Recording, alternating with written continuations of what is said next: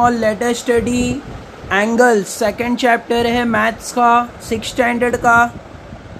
तो let us recall something about 5th standard. 5th standard में जो रिवीजन देखते हैं, 5th स्टैंडर्ड में हमने क्या सीखा था अबाउट एंगल्स, तो हम रिवाइज करेंगे 5th स्टैंडर्ड का थोड़ा रिवीजन। तो यहाँ पे 5th स्टैंडर्ड के बेस पे कुछ इमेजेस दिए हुए हैं, उसमें हमें एंगल्स बताना है कि कौन से टाइप के एंगल्स है। तो हम देख सकते हैं यहाँ पे टेबल्स में जो डायग्राम दिए हुए हैं उसमें एंगल्स बन रहे हैं। तो यहाँ पे देखो 7:10 हो रहा है, 7:10। तो ये ऑब्ट्यूज एंगल है। यहाँ पे एक एंगल बन रहा है सीजर के अंदर, वहाँ पे हम देख सकते हैं कि एंगल फॉर्म हो रहा है, तो यह अक्यूट एंगल है। और यहाँ पे जो स्वयं है उसके मुंह में जो फिश है उसमें भी एक एंगल फॉर्म हो रहा है, वो अक्यूट एंगल है। तो ऐसे एंगल हम देख सकते हैं। तो एंगल्स के टेबल्स दिए हुए हैं फर्दर। तो लेट अस डू फर्दर, ये टेबल को फिलअप करना है यहाँ पे। तो टेबल्स के अंदर एंगल का नेमिंग, तब नेम ऑफ द एंगल पूछा है, नेम ऑफ द एंगल। तो हमें इस एंगल का नाम लिखना है। जैसे पहला वाला जो एंगल है उसका नाम है एंगल PYR। तो हमें ऐसे एंगल बना के नेमिंग करना है, एंगल PY और R, ऐसे हमें एंगल का नेमिंग लिखना है। दूसरा सेकंड वाला जो टेबल में हम देख सकते हैं LMN, तो LMN एंगल LM और N, ऐसे हमें नेमिंग करना है। थर्ड वाला ट्राई करेंगे हम नेक्स्ट। अब उसके बाद जो बोला है वर्टेक्स ऑफ द एंगल, हमें वर्टेक्स का नाम बोला है। इसका जो वर्टेक्स है तो वर्टेक्स Y आएगा। और यहाँ पे जो वर्टेक्स मतलब कोना होता है, एंगल का कोना जो होता है उसको वर्टेक्स बोलते हैं। तो हमें ये वर्टेक्स देखना है ऐसे। यहाँ पे जो वर्टेक्स था वो Y था, तो यहाँ पे Y आएगा। और यहाँ जो वर्टेक्स है वो M है, तो यहाँ पे वर्टेक्स M आएगा आंसर में। वैसे ही third column you try at home, बहुत इजी और सिंपल है। नेक्स्ट उसके बाद जो थर्ड क्वेश्चन यहाँ पे है arms of angle. Arms of angle पूछा है। आर्म्स ऑफ एंगल मतलब हमें एंगल्स के आर्म्स बताना है कि इसके साइड कौन से हैं। तो हम यहाँ देख सकते हैं 2 साइड एंगल के दिए हुए हैं। नंबर 1 YP, तो ऐसे हम इसका साइड देख सकते हैं YP। तो एंगल का साइड जाएगा YP और जो दूसरा आर्म है वो है YR। तो हमें यहाँ पे उसकी नेमिंग लिखना है YP और YR, ऐसे कॉमा रख के 2 आर्म्स हमें लिखना है। वैसे ही सेकंड वाले का हम देखेंगे, आर्म्स यहाँ पे बताना है। सेकंड वाले का आर्म्स क्या होगा, तो आर्म्स मतलब मैंने जैसे ही तुमको बताया है कि 2 साइड एंगल के देखना है कि ये एक साइड है और यहाँ पे एक साइड है, ऐसे 2 साइड एंगल के। तो दोनों साइड की हमें नेमिंग लिखना है YM। तो एक आर्म का नाम YM है और दूसरे आर्म का नाम है MN। तो वही हमें नीचे कॉलम में लिखना है YM और MN।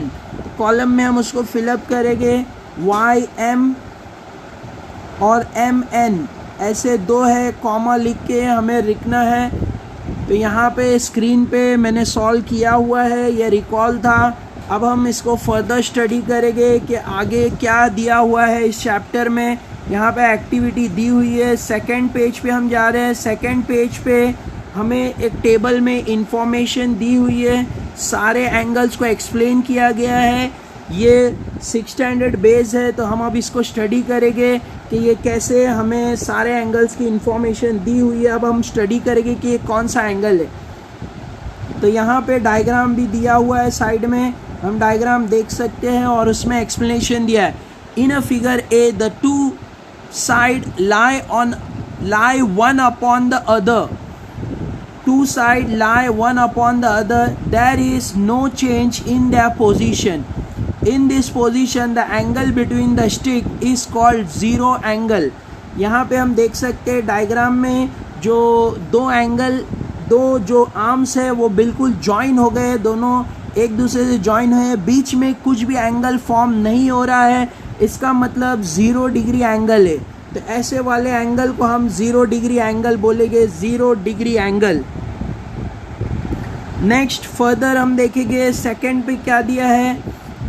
नाउ यहाँ पे देखेंगे 2 स्टिक है, जैसे 2 पेंसिल ले लो या 2 मैच स्टिक ले लो, तो वहाँ पे 2 स्टिक रखा हुआ है, 2 पेंसिल रखा हुआ है, जैसे पेंसिल को रखा है, तो अब हम देखेंगे यहाँ पे कि दोनों के बीच में एक एंगल फॉर्म हो रहा है।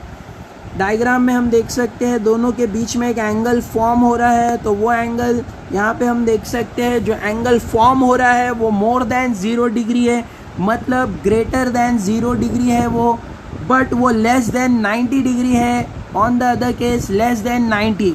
तो जब 0 डिग्री से ज़्यादा रहेगा और 90 डिग्री से कम रहेगा तो उसको हम अक्यूट एंगल बोलेंगे, अक्यूट एंगल। तो यहाँ पे ये अक्यूट एंगल है, तो यहाँ ब्लैंक्स दिया हुआ है, ब्लैंक्स में हम लिखेंगे acute angle, acute angle ACUTE, acute angle ANGLE, यहाँ एंगल की स्पेलिंग लिखी हुई है अक्यूट एंगल ACUTE, अक्यूट। तो ऐसे हमें इसका आंसर लिखना है, बहुत इजी है, more than 0 degree, less than 90 degree, 90 degree से कम रहेगा, 0 डिग्री से ज़्यादा रहेगा, उसको हम अक्यूट एंगल बोलेंगे। नेक्स्ट हम फर्दर देखेंगे the angle formed in a figure C. यहाँ पे हम फिगर में देख सकते हैं एक एंगल ड्रॉ हुआ है, हम इस पे D रख के चेक कर सकते हैं हमारे प्रोटेक्टर से, तो ये 90 डिग्री आएगा, 90 डिग्री। D जो आता है प्रोटेक्टर वो रख के हम चेक कर सकते हैं, तो ये 90 डिग्री एंगल है। तो जब भी 90 डिग्री एंगल दिया हुआ रहेगा इसको हम राइट एंगल बोलेंगे, 90 डिग्री एंगल को राइट एंगल बोलते हैं, राइट एंगल। राइट एंगल मतलब 90 डिग्री एंगल। तो हमें इसमें जो आंसर लिखना है right angle, right RIGHT, right RIGHT, right angle. तो ऐसे हमारा आंसर आएगा राइट एंगल, मतलब ये एंगल का नेमिंग जो होगा राइट एंगल। ऊपर भी सेम आंसर आएगा, ऊपर भी दिया है is dash angle an angle of 90 degree, ये एग्जाम में ब्लैंक्स में आता है। यहाँ भी वही आंसर आएगा सेम, कि यहाँ पे भी राइट एंगल हमें लिखना है RIGHT, राइट एंगल।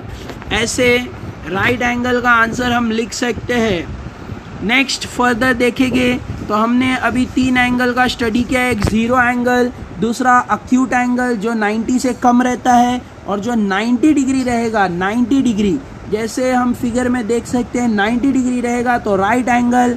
अब हम फर्दर देखेंगे नेक्स्ट, उसके बाद जो रहेगा वो 90 डिग्री से ज़्यादा है, ग्रेटर देन 90। अगर हम D रख के देखेंगे तो इसका जो मेजर है वो ग्रेटर देन 90 है, बट लेस देन 180 है, 180 से कम रहेगा और 90 से ज़्यादा रहेगा। तो यहाँ पे हम देख सकते हैं 90 से ये एंगल ज़्यादा है, 90 डिग्री से ज़्यादा रहेगा, तो इसको हम बोलेंगे obtuse angle, obtuse, OBTUSE, obtuse angle. तो हम यहाँ पे ब्लैंक्स दिया हुआ है साइड में, हम ब्लैंक्स फिलअप कर सकते हैं। ऑब्ट्यूस इसका आंसर है, OBTUSE, ऑब्ट्यूस। तो इसका आंसर ऑब्ट्यूस एंगल आएगा। यहाँ पे एक और नीचे भी एक ब्लैंक्स दिया है, एग्जाम में ऐसे ब्लैंक्स पूछ सकते हैं, तो ऐसे ब्लैंक्स में हमें आंसर आएगा ऑब्ट्यूस, OBTUSE, ऑब्ट्यूस। तो ऐसे हमें ऑब्ट्यूस एंगल लिखना है।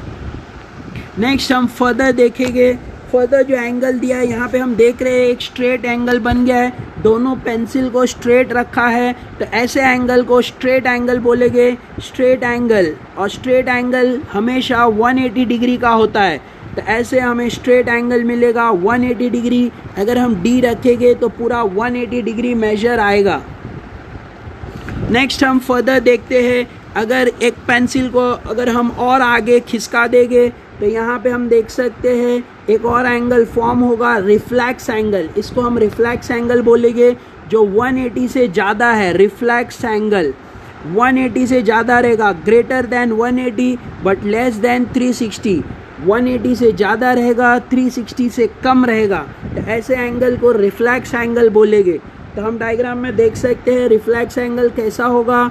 ये एंगल 180 से ज़्यादा जाएगा, मतलब एक स्ट्रेट लाइन से आगे जाएगा। यहाँ पे ऊपर एक स्ट्रेट लाइन हम देख सकते हैं, इससे वो और आगे नीचे की तरफ जाएगा, तो ऐसे एंगल को हम रिफ्लेक्स एंगल बोलेंगे। हम यहाँ देख सकते हैं reflex angle, reflex angle.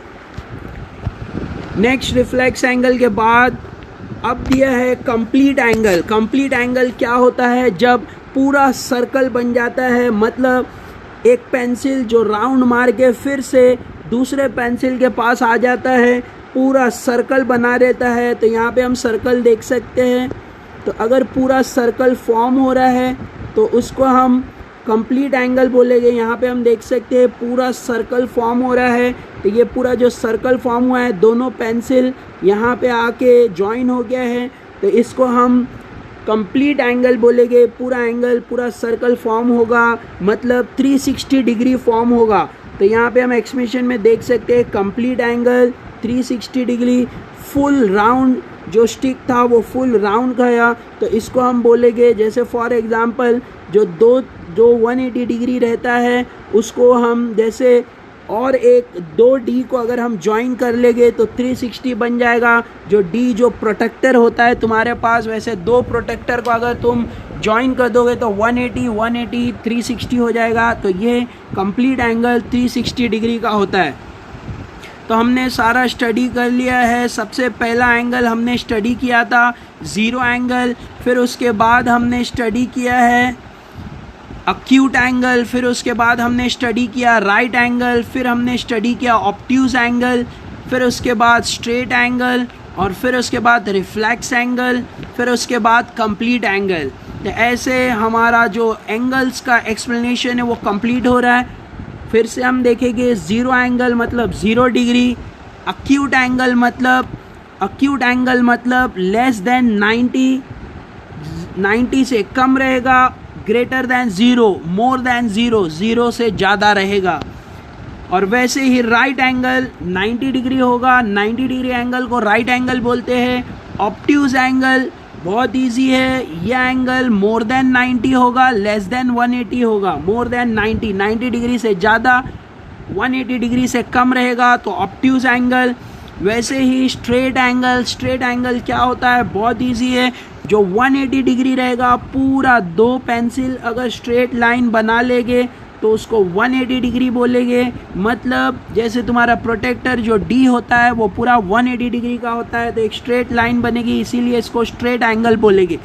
Next उसके बाद आता है रिफ्लेक्स एंगल फुल, जैसे मोर देन 180 से ज़्यादा होता है बट 360 से कम होता है, उसको हम रिफ्लेक्स एंगल बोलेंगे।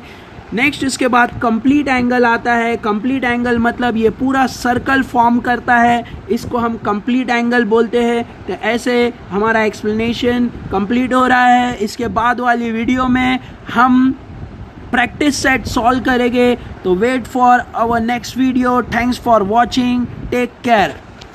और याद रखें, सब्सक्राइब करना मत भूले। सब्सक्राइब करें तो रेगुलरली जो वीडियो अपलोड होगी you will get that video on time, और बेल आइकॉन प्रेस करें। अगर ये वीडियो अच्छी लगी हो तो लाइक करें। Thank you all for watching.